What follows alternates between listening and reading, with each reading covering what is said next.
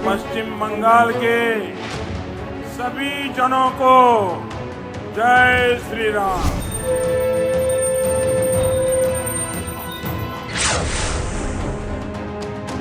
नमस्कार, मैं हूं पंकज झा। आप मेरे साथ देख रहे हैं ऑफ द रिकॉर्ड। लेकिन बात ही कुछ ऐसी हो गई है कि बंगाल से लेकर दिल्ली तक तूफान मचा है ऐसा कि आप पूछिए मत। सीबीआई की एक नोटिस ने बंगाल के सियासी मैदान में भूकंप ला दिया है।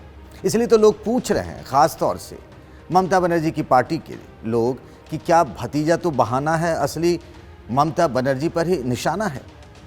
ऐसा ही हुआ है।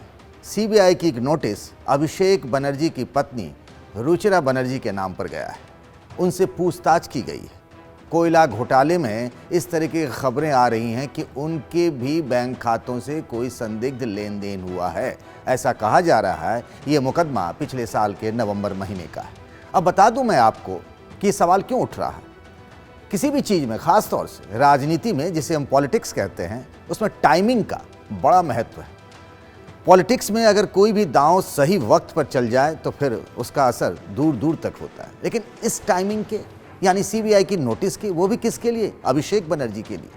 अभिषेक बनर्जी ममता बनर्जी के भतीजे हैं और वो ममता बनर्जी के बाद टीएमसी में सबसे ताकतवर चेहरा है, सबसे ताकतवर नेता हैं। और कहा तो ये जा रहा है कि टीएमसी में वो ममता बनर्जी के बाद दूसरे नंबर के हैं, यानी नंबर 2 नेता कहे जाते हैं।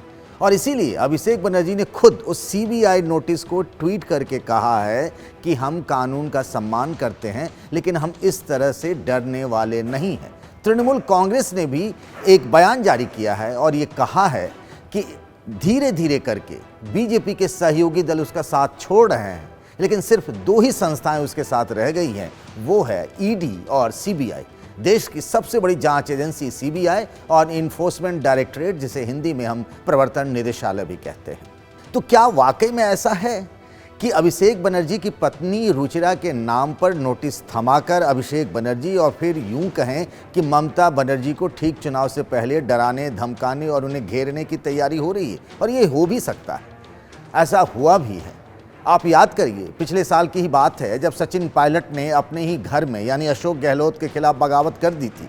तब अशोक गहलोत के भी कई करीबी लोगों के घर पर ईडी और सीबीआई के लोग पहुंच गए थे। ये बड़ा पुराना फार्मूला रहा है। हालांकि बीजेपी के ज़माने में इस तरीके के आरोप लगते रहे, मोदी शाह के ज़माने में, कि इस तरीके की कार्रवाई अधिक होने लगी है। इसीलिए लोग इस टाइमिंग पर सवाल उठा रहे हैं। आखिर इस वक्त क्या ज़रूरत थी कि रुचिरा बनर्जी के घर, यानी अभिषेक बनर्जी के घर सीबीआई पहुंच जाए, कल को पूछताछ हो, फिर आगे की कार्रवाई हो। लोग इसीलिए बीजेपी के बारे में कहते हैं कि वॉशिंग मशीन हो गई है बीजेपी, ऐसा विपक्ष आरोप लगाता है। मुकुल राय के बारे में देखिए, शुभेंदु अधिकारी के बारे में देखिए, शोभन बनर्जी के बारे में देखिए, ये सब शारदा घोटाले में आरोपी रहे हैं। इनका नाम आया है, लेकिन जब से ये बीजेपी में आए हैं, न तो इनके खिलाफ सीबीआई कोई कार्रवाई करती है, न ही ईडी कोई कार्रवाई करती है। तो सवाल पूछे ही जाते हैं और पूछे जाने भी चाहिए। बंगाल में तो हंगामा मचा हुआ है। एक तरीके से बीजेपी पूरे दल बल के साथ बंगाल में उतर गई है। आप अगर देखिए, बीजेपी के चाणक्य कहे जाते हैं अमित शाह। पूरे बिहार चुनाव में अमित शाह कहीं नजर नहीं आए चुनाव प्रचार में, लेकिन बंगाल में लगातार वे दौरे कर रहे हैं। बीजेपी के अध्यक्ष जेपी नड्डा, एक एक करके सारे नेता, थोड़े दिनों बाद योगी आदित्यनाथ भी जाएंगे, स्मृति ईरानी जा चुकी हैं। एक तरीके से ममता बनर्जी बनाम बीजेपी की पूरी लड़ाई है। 200+ का नारा भी दे रखा है बीजेपी के नेता और केंद्रीय गृह मंत्री अमित शाह ने। 2017 के बीजेपी राष्ट्रीय कार्यकारिणी की बैठक में भी कहा था अमित शाह ने कि बंगाल में जीत जब हो जाएगी पार्टी की, तभी बीजेपी का स्वर्णिम काल आएगा। यानी मिशन बंगाल उनका एक तरीके से सपना है। जब शुभेंदु अधिकारी बीजेपी चले आए तो माना गया कि वो बहुत बड़े कैच है, और इसीलिए ममता बनर्जी ने एक ऐलान कर दिया कि जहां से नंदीग्राम से जीत कर आते हैं शुभेंदु अधिकारी, उन्होंने कहा कि मैं भी वहीं से चुनाव लड़ूंगी। वो हालांकि भवानीपुर से विधायक है। अब इस बात पर बीजेपी के नेता और अमित शाह तक ने कह दिया। हमारे सहयोगी सुमित अवस्थी ने के इंटरव्यू में उन्होंने ये बात कही कि उन्होंने सलाह दी ममता बनर्जी को, वैसे बिन मांगे सलाह दी।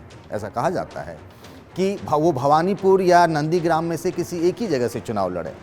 लोग पीसी कह के मजाक उड़ा रहे हैं बीजेपी के लोग ममता बनर्जी की। ममता बनर्जी ने चुनौती दे दी है अमित शाह को कि अगर आपको इतना ही चुनाव लड़ने और लड़वाने का शौक है तो आप हमारे अभिषेक बनर्जी के खिलाफ चुनाव लड़ने उतर जाएं।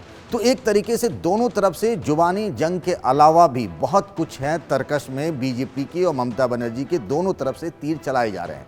लेकिन आज की जो घटना हुई है उससे ये सवाल पूछा जा रहा है कि क्या ऐसा तो नहीं है कि डराने धमकाने की एक तरीके से तैयारी चल रही है ममता बनर्जी और टीएमसी के बड़े नेताओं को। जिस तरीके से टीएमसी के एक एक करके कई बड़े नेता जिसमें विधायक भी हैं, सांसद भी हैं, वो लगातार बीजेपी में आ रहे हैं। जब भी अमित शाह या जेपी नड्डा बंगाल के दौरे पर होते हैं कोई न कोई भूकंप आ जाता है टीएमसी में, उसके नेता बीजेपी में चले आ रहे हैं। एक तरीके से कह सकते हैं कि कारवां सा बनता जा रहा है। इसके बावजूद भी अगर देखिए तो ममता बनर्जी को इस बात का पक्का भरोसा है। उनके चुनावी रणनीतिकार प्रशांत किशोर ट्वीट भी कर चुके हैं कि 100 सीटें भी नहीं जीत सकती है बीजेपी। लेकिन आज की घटना को लेकर के वहाँ की राजनीति के यानी बंगाल की राजनीति के डायनामिक्स जरूर बदलेंगे। अब एक तरीके से जो अब तक ईडी और सीबीआई जैसी संस्थाएं, केंद्रीय जांच संस्थाएं, जो एजेंसियां थीं वो चुनावी मैदान में नहीं थी, अब इनके नाम पर भी दोनों तरफ से तीर चलाए जाएंगे। बीजेपी के नेता कहेंगे भी, जैसा कि कैलाश विजयवर्गीय ने भी कहा कि सीबीआई से हमारा क्या लेना देना, वो केंद्रीय जांच एजेंसी वो अपना काम कर रही है। पर बात इतनी खत्म नहीं हो जाती है, इन बातों के पीछे भी बहुत कुछ राजनीति होती है। कैलाश विजयवर्गीय या बीजेपी के कोई भी नेता ऐसा ही कहेंगे कि सीबीआई अपना काम कर रही है।